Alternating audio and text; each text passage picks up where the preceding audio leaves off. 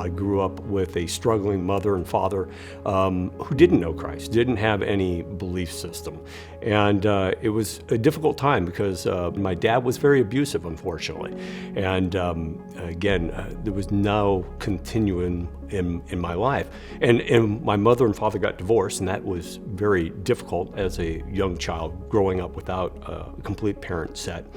Later in life, my father passed away, and I still didn't really have a relationship with him.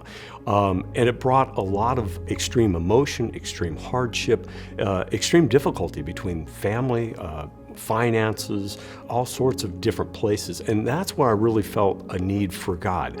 Confession was really quite difficult for me. I felt like I shouldn't need to be responsible to anyone, that I had enough bad things in my life that I really didn't need to voice those.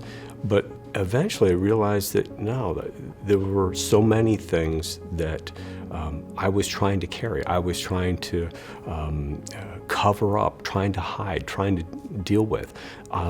And once I realized I needed to confess and I gave it over to Christ, it was like a burden had been lifted. That weight, all of the guilt, all the problems, all the shame, all the things that I was trying to hide, I could bring up. And then I felt love, that He filled all of the shame, all the problems, all the things I was trying to hide. He filled with His love. And that was the freeing part. The things that Jesus provided that I recognized real quick was a family of people that love me unconditionally. And for Jesus Himself, showing His love in a time where I didn't feel like I had anyone else. And Jesus was there. Jesus was the one that helped me get through things step by step.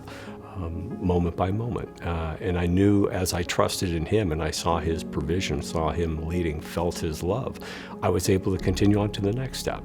Life with Christ now, He's given me a purpose. He's given me a family. He's given me His promises now that I know are sure. And He's proven Himself to me. And not only for this time, but for eternity.